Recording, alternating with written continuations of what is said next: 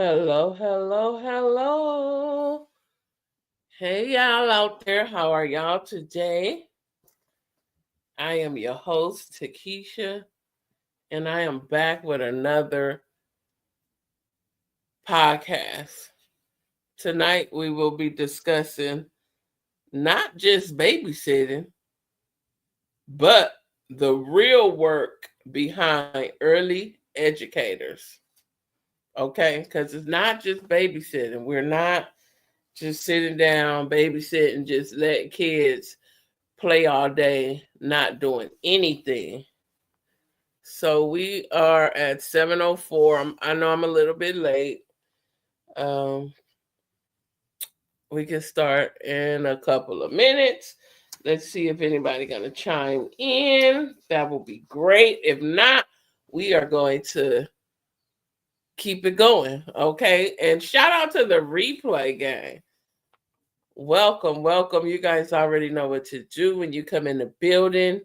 So, yeah, to the replay game, the title is Not Just Babysitting, the Real Work of Early Educators. All right. I'm going to give it one more minute. Tonight, the camera is off because Sister Girl is not looking right.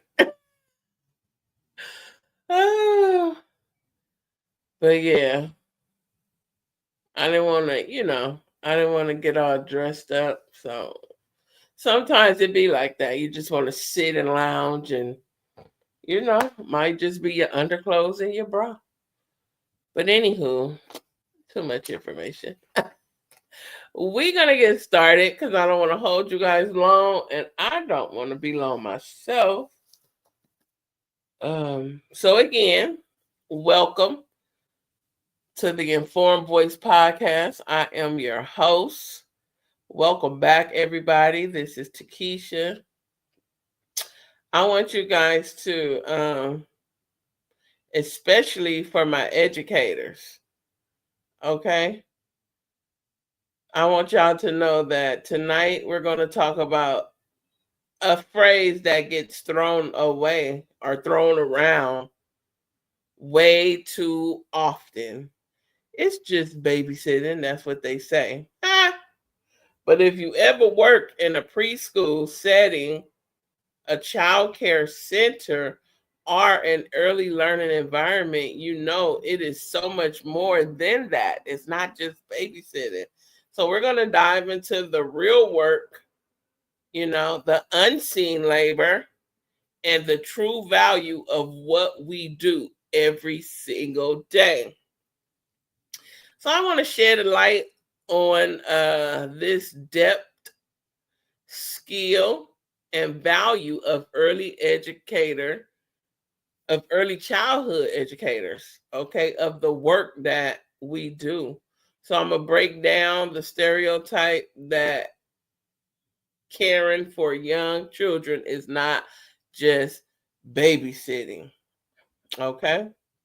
It's much more to that, much more.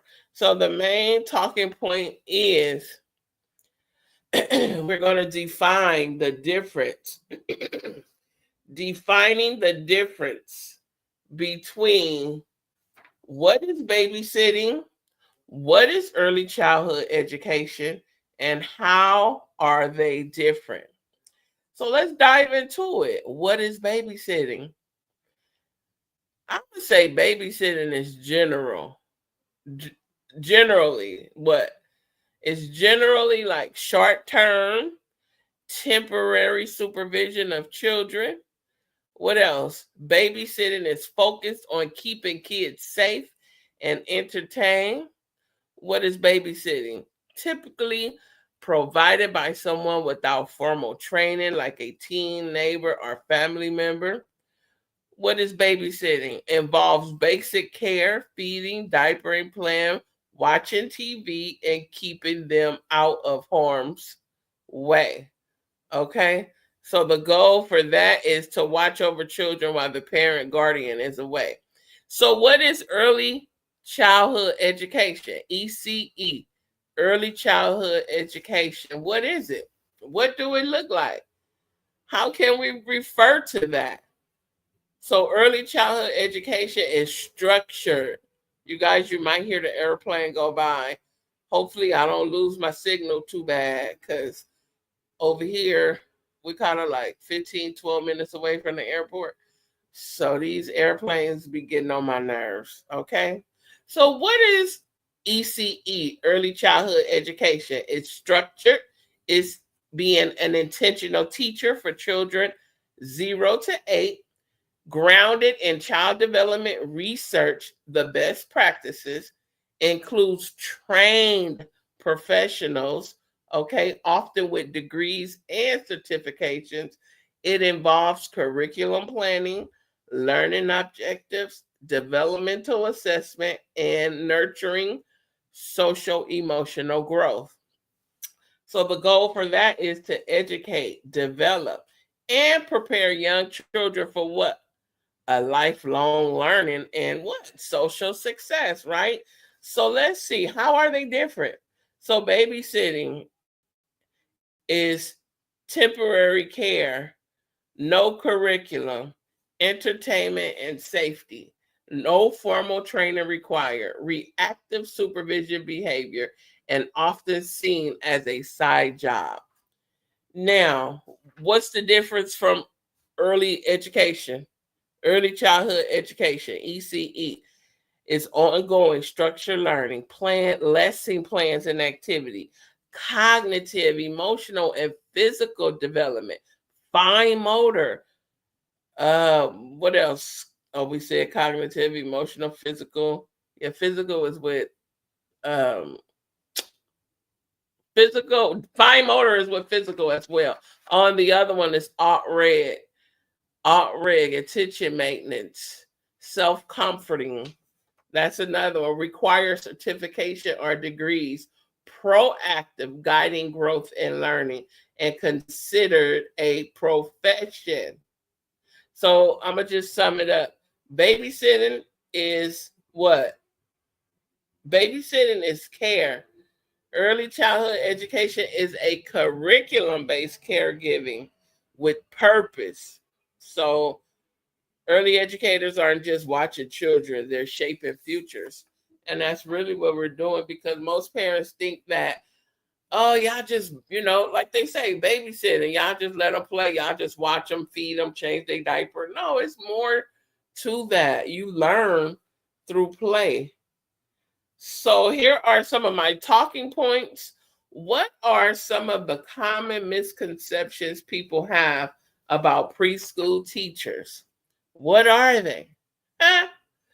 People often think we just what? I just said it, play all day. Watch kids until parents get off work.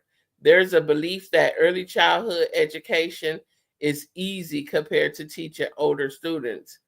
The role is often undervalued. Let me say that again.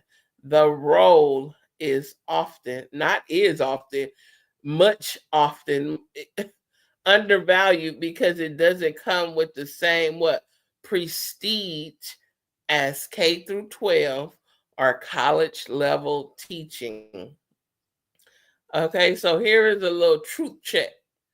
Preschool teachers are laying the foundation for what? Lifelong learning, cognitive, emotional, and social development all start here. We manage classroom behaviors, okay? Follow developmental milestones, create lesson plans, and communicate with families all before lunchtime. Teaching preschoolers requires specialized knowledge in child psychology, early literacy, emotional regulation, and much more. Okay. So, have you ever had someone, this happens to us a lot, where people try to downplay your job as just watching children? Let me know if that happened to you guys, if you are in the education field. How did that make you feel?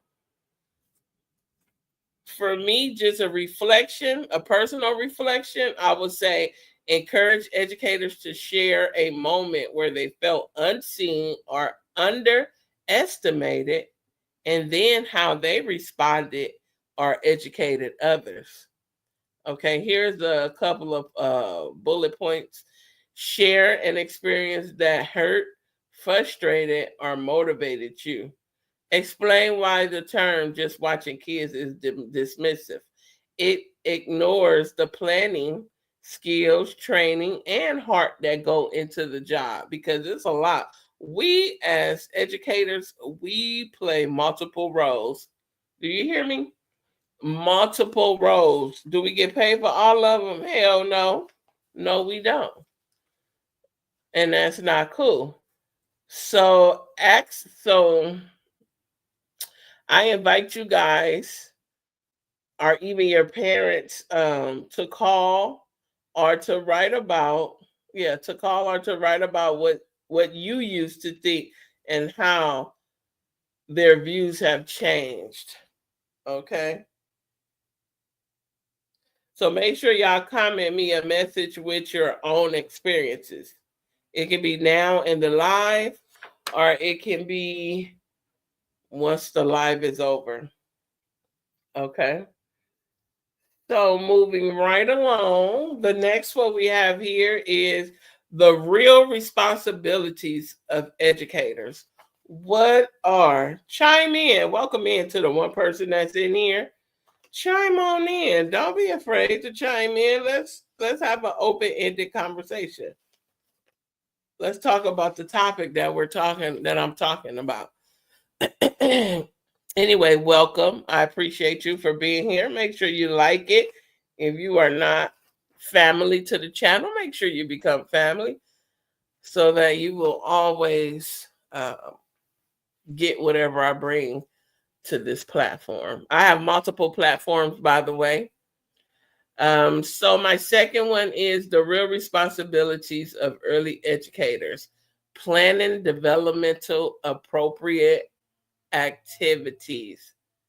Developmentally appropriate activities, DAP, DAP, developmental appropriate practices, monitoring and supporting emotional and social growth, building relationship with families, managing behaviors positively, observing and documenting development, creating a safe place, nurturing and engaged environments. So early education is not just supervision or supervising. We are shaping minds. We are fostering growth and laying the foundation for all future learners. So right here I have a prompt. I'm going to name some things early educators do daily that people don't even realize. Can y'all tell me in the chat? Can you tell me one thing you think uh, educators do daily that people don't recognize? Can you tell me in the chat? No? It's okay. I got some right here for you. So let's talk about it because people really don't they don't see what goes on behind the scenes, right? Early educators do way more. Man, this job, the job is a lot when you work for Head Start. Okay, then just keeping kids occupied every single day. What are we doing? Again, creating lesson plans that match each child's developmental goals because you have to create activities that align with the goals. So when you do their assessments, which is ASQs, you have to see, it's going to tell you what are their strengths and what are their areas of needs. The areas of needs will be the goals that you will work with the kids on. So those are like your IDP, individualized development plan. Okay. Observing. What do? We observe behaviors and tracking milestones like speech, motor skills, and social interactions. So when we see children lacking speech or some type of motor development or a social time if we see that and it's really like severe, like they need help, then we reach out and we go through getting them a therapist, right? Somebody that can come in and work with them. We manage emotions, okay? Not just our own, but helping 2, 3, and 4 year and 5 year olds process their big feelings because a baby, they got big feelings. We also set up purposeful play environment. Ooh, purposeful. Do you hear me? Play environments where every toy, book, and center serves a learning goal because every area in the classroom, the kids are playing, but they should be learning something in each area of the classroom: the block area, the science area, the math area, the dramatic area. What else? It could be more areas too. The writing area. They're learning, communicating with parents, providing updates, and sometimes delivering tough feedback with care, supporting children with unique needs, whether they have learning delays, behavior challenges, or trauma background.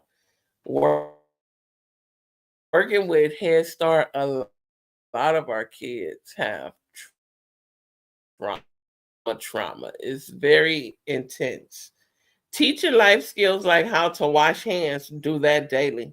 When they come into class in the morning, they gotta go wash hands. When we come back from outside on the yard, they gotta wash hands.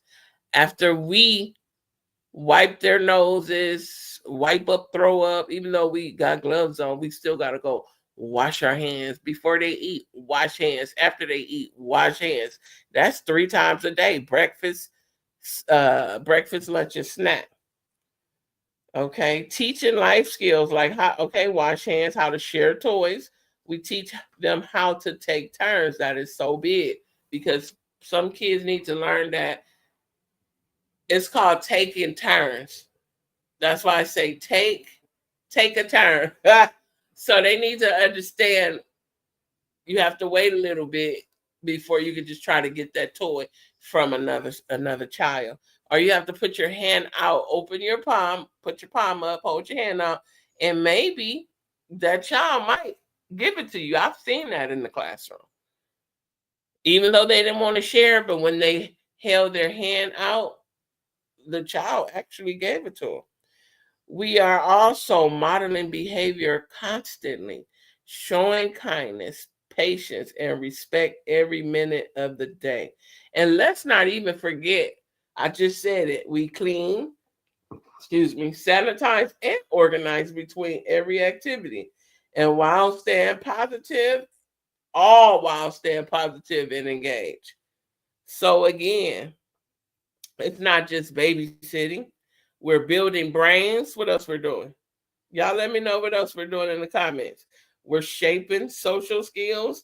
We are planting seeds for the future, okay? And we do it with what? Intention. Y'all hear me say that all the time. Uh on my lives in the morning riding to work. I am that intentional teacher. I am that teacher that's going to advocate for these children, especially babies, children that cannot talk, that cannot speak up for themselves. I don't care what race they are. Children are precious and they are born into this world precious, innocent. They don't know nothing unless they talk. They don't know nothing about racism, not liking certain people, unless they are taught that in their family, in their household. That's the only way kids are going to know, uh, I can't mess with her. I can't, oh, she this color, this color. Or no, no, no. Yeah. They don't know that being born. But if they hear it in the household, then yeah, it's they're absorbing that. They're like sponges. They absorb everything. Okay? So with intention, compassion, and you gotta have a whole lot of energy because they gonna have energy for you all day. They gonna have energy for you. All right, child.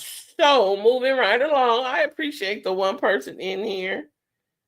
The educational science behind this child development theory. Y'all know about Piaget, Vygotsky, and Erickson, and they talk about the importance of play-based learning. Play is not just playing. Shouldn't you shouldn't just be playing. Okay, kids can play, but if you're intentional and you're at home with your kids or you on the yard with them kids, you should be some kind of way making it a learning experience while you out on that yard. Okay, they talk about milestones and early intervention. I love to see my babies reach different milestones as they grow. I'm telling you, one of my one of my little babies, because y'all know I left preschool and I went to infants. But one of my little babies, he wasn't even one yet. Welcome in. Hey, Cinnabon. How are you, love? He wasn't even one yet. He said, apple, apple. And he said, instead of banana, he said, nana, nana. Yes. Welcome in, Cinnabon, again. Welcome to the podcast. Um, Today we are talking about not just babysitting, but it's the real work of early childhood education. Okay. So, what kind of trainings or certifications have you gone through to do your job? I've got multiple certificates. I got an infant and toddler certificate. I have a preschool certificate. I have two AAs from Southwest. I have my bachelor's. We do professional development all day. I also go, we have like this little it's called eClick. It's something with the registry. And I go on there randomly and take little developmental refreshers. So when you're just babysitting, you don't have to have all of that. But when you are in early childhood education, you have to have all that. You also have to have a teacher's permit. You can't even come into the workplace without a teacher's permit. So, what do people misunderstand about how kids actually learn?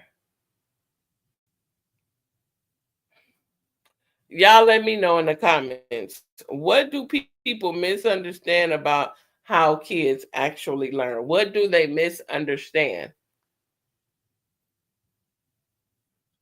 Great. How long have you been teaching? Are you doing the Lord's work? I am doing the Lord's work, Cinnabon. I believe He led me to go in that route. I've been teaching over 20 plus years. I say, ooh, all the way going back to 2001, maybe 2000, 2001. Yeah. Yes. It's my passion. I think in high school, I tried to go with the medical field. Well, we had a career day, and they let us see them put a tube in the older lady they was doing the procedure on. And when I tell you I was about to hit the floor, they had to come and give me a chair, okay, a chair, so that I wouldn't faint. Because baby, I was like right then and there. I said, yeah, this ain't for me. I really wanted to be in the medical field because that's where the money at. Maybe not one size fit all. You have to tailor the education plan to the child. Yes. And that's where your assessments come in at. You assess the child, you see where they at, you see their strengths and you see the areas of needs. And then you go by whatever the areas of needs that they need, and you base your goals and your activities on that, your IDPs, your individualized development plan. Yes. So also emotional labor and mental load, dealing with what? Tantrums, transitions, and trauma. A lot of kids is not good with transitions. Time to stop playing and go outside. They not good with transitions. Time to stop playing and clean up and come inside from outside. Oh, baby, there's a meltdown coming.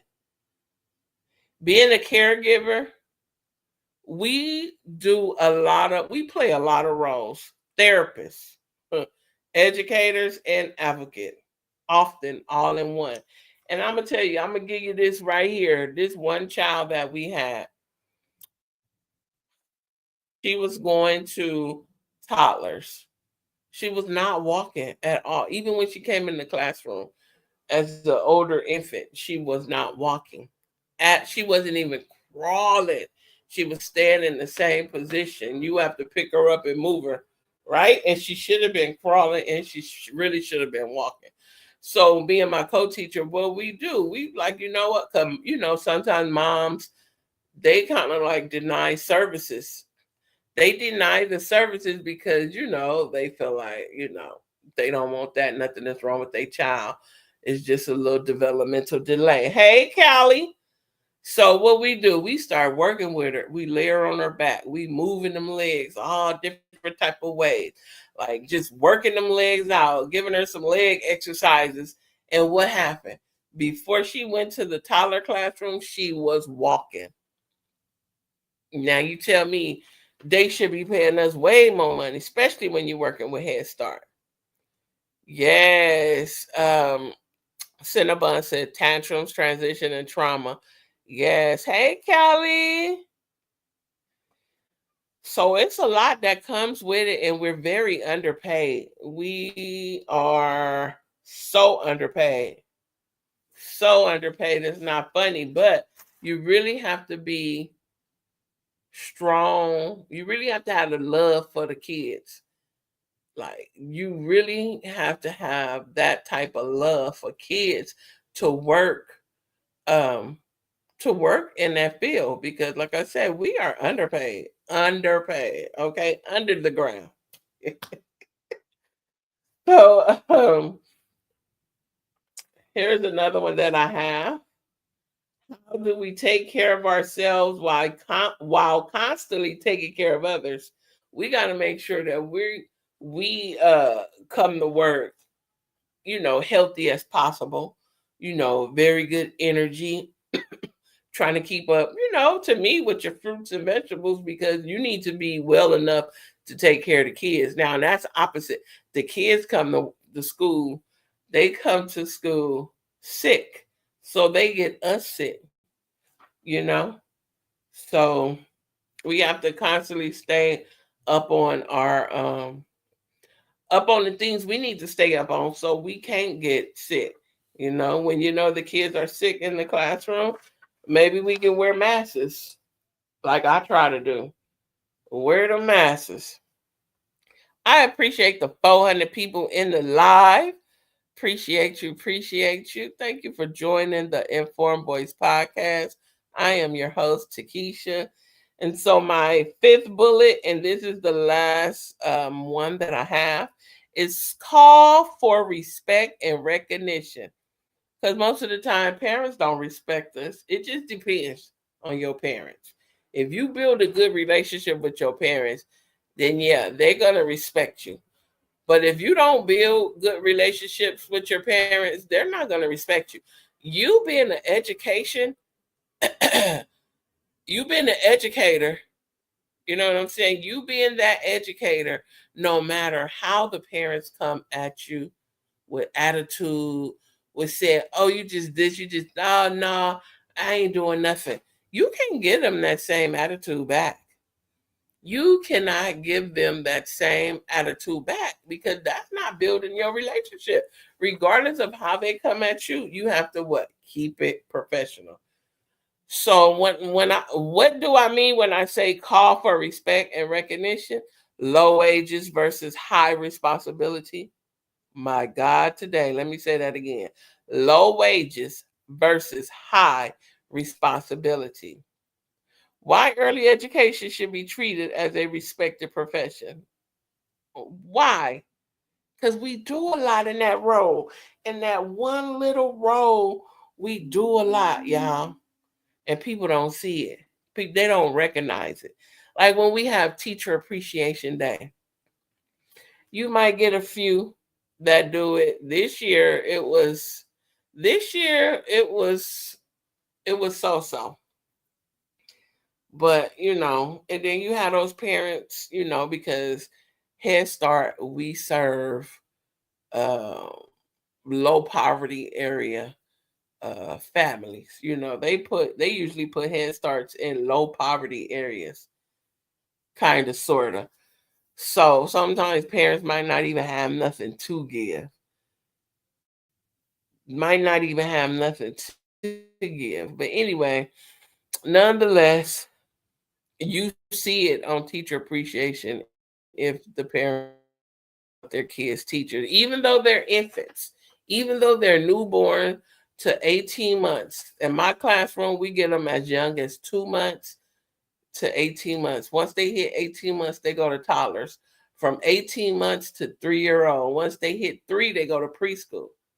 From 3 to 5, they are in preschool. Once they hit 5, they graduate and they go to kindergarten. It's a lot that comes with that. Even when I was a preschool teacher, oh my God, way more, way more. Okay, you got kids flipping the tables upside down because something didn't go their way. So here is something I have for you guys. Well, I guess I'm gonna tell y'all. What are some ways, or you guys help me think of it? What are some ways we can help others understand the value of our work? Y'all, I'm gonna take a water break moment because I feel like I got cotton mouth. So y'all, while I take a water break, y'all put in the comment section, what are some ways we can help others understand the value of our work?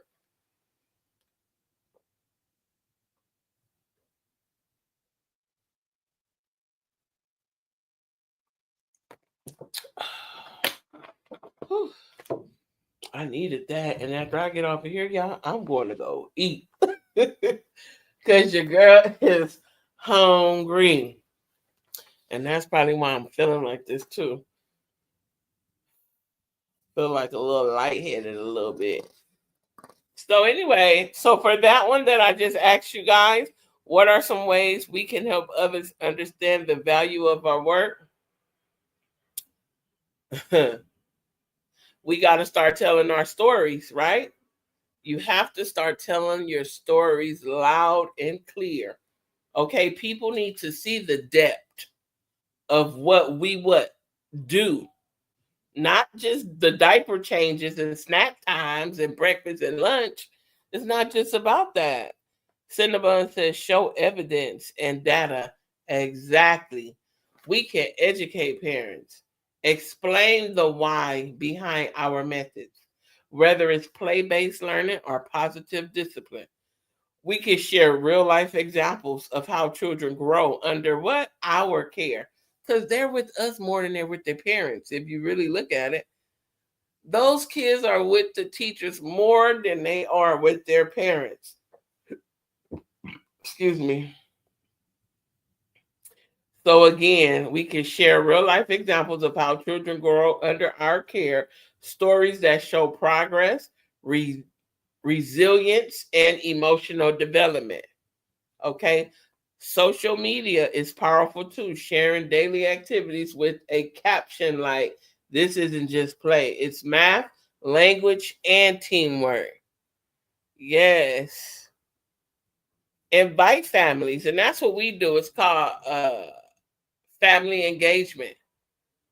We have family engagement once a month where the parents come in and they do an activity with the child. We take pictures, we take videos, and that's just what it is. So invite families and community members to observe. Let them witness the learning in action. Let them see what you're doing in that classroom. That is not just babysitting. It is more than babysitting. Okay, so the more people see and hear about the science, strategy, and love behind our work, the more they will respect it. Okay, so here's another one. How do we advocate for ourselves and our field? How do we advocate for ourselves and our field?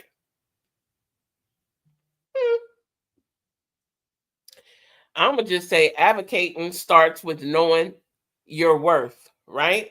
It starts with knowing your worth and not just what being afraid to speak up about it. Don't be afraid to speak up on what you know your worth is. And that's just not in the workplace, that's in your personal relationship, that's at church, that's with your family, that's with your friends, that's with your kids.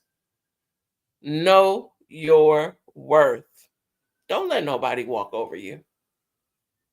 If you out there and you getting certificates after certificates, and not just certificates, degrees after degrees, don't let that job continue to pay you that same amount that you came in with. If you got that teacher's permit, your pay's supposed to go up. If you didn't know, now you know. So, first, we can stop what? Downplaying our role. When someone says, "Oh, you just play with kids all day," correct them with confidence. And no, I don't. I teach kids all day through play. We need to demand better pay, training, and working conditions through what? Petition organizations and policy initiatives. Okay, we need to join or support support early childhood education association that are pushing for legislation and reform. Okay, and reform.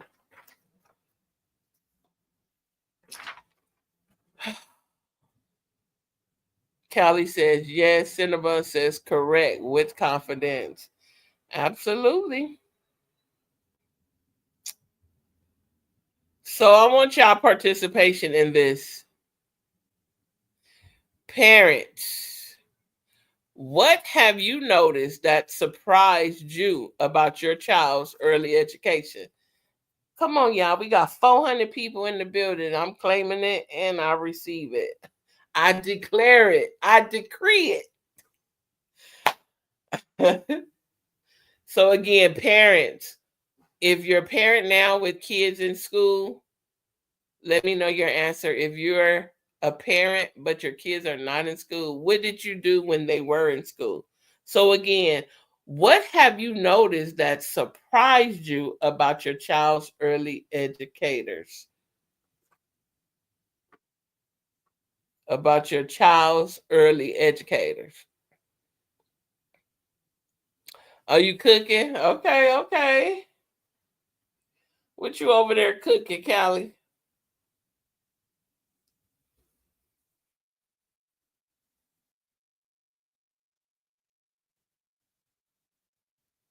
Here's another one. Far as teachers, what's one thing you wish people truly understood about your job? And that's just basically what I just already been talking about. That is not babysitting. It's not just babysitting.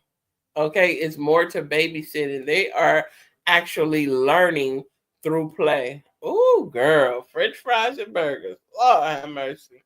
They are actually learning through play. Through play. You got me hungry. I can't wait to get off here. Yesterday I made some turkey wings, macaroni and cheese and greens. I think I got some short clips. I'll put them up soon. I don't know when. I got so many lined up in the queue. It's like an order I go by. So here's my closing message. I'm gonna wrap it up. Uh I'm gonna just say, for me, and maybe for some of y'all out there, the next time someone says, "Oh, you work with little kids, that must be easy," just smile. Look, be a star. Just smile and say, "We're not babysitting, we're building brains." Okay, I'm going to read that again. Just smile, be a star and smile and say we're not babysitting, we're building brains. So I want to say thank you to all the early educators out there. Even if you're not an early educator, if you got kids and you working with your kids through school and you communicate and you have that bond and that relationship with your kids, with your child's educator, teacher, kudos to you. Okay, so thank you to all the educators out there doing this sacred, okay, this sacred and important work. So if y'all don't mind, share this episode with somebody. Share it on your community wall. Somebody might need to hear it, whether if it's a parent, a policymaker, or someone curious about what really happens behind what? Those preschool doors. What happens behind the preschool doors? So I want to just close with this. This is a prayer or affirmation. Then I just want to close with this. And it says, may we continue to plant seeds of love, learning, and growth in every child we meet. May our efforts be seen, our voices be heard, and our professions be honored. No matter what you do, whatever your make sure that it's heard and that it is honored. Okay. So that is it. I appreciate you, Cinnabon. Callie, I appreciate you for coming in over here to the Informed Voice Podcast. Your host, Takesha, to my replay gang. I appreciate all of you. I know y'all already know what to do when you come into the building. Um, I really wish I don't have to go, but I'm hungry and I don't want to eat too late. So today is Monday. I will see you guys again on the podcast on Wednesday. Okay, on Wednesday, we'll come with another. If you guys have a topic y'all want to give me, you can give me a topic. If you have something that you might want me to talk about, you can give me a topic right now in the comment section and I can write it down. And I can also talk about your topic. But if not, it's understandable and I can come back with another educational topic. So if you want to know like what this podcast channel is really about, you can also check out my about section and it'll tell you. Since I am an educator, I feel like, hey, why not? Why not have a podcast to just uh, give out educational tips of what I'm doing? You know, raw, real, and uncut. The next time, the next time I want to ask about special education. Okay, like what about special education? What you want to know? And then I can write it down. Or if you don't really like know what it is, I can help you out with that. Thank you for sharing it, Callie. I appreciate it.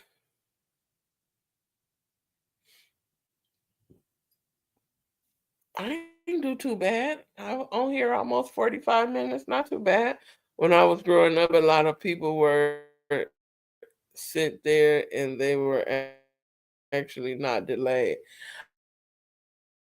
Oh, okay. So like basically elementary, junior high, high school, how they come out, like those remedial classes, how they come out and get you and take you to another room and work with you.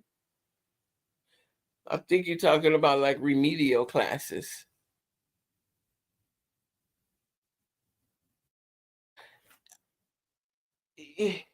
I want to say, yeah. Yeah, they still have those remedial classes where they if you having a delay in something where they come out and they take you to another room and work with you.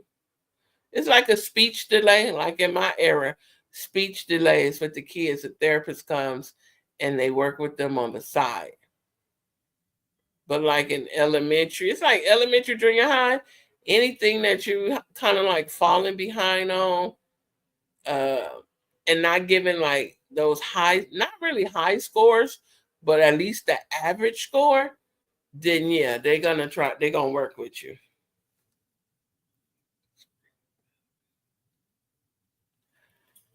Well, okay, I'm gonna just speak on what I do. So I was a preschool teacher. Now I'm an infant teacher, and I think those ASQs, those are the assessments, and I think they are really good when it comes to knowing what a child can do and cannot do. What are their strengths and what are their areas of needs? Now, I'm quite sure it works for every educator, whether they're first grade to fifth grade, junior high or high school. I think so. So I'll try to have it like based around like uh, regular classes versus remedial classes. I think that's what it was called, remedial classes. Yeah. Well, again, I thank you all for coming to the Informed Voice podcast. I'm your host, Takesha. I'm going to say goodbye now and go get me something to eat. Love you all. God love you best. I will see you hopefully tomorrow in the morning on my way. And I'll see you back on.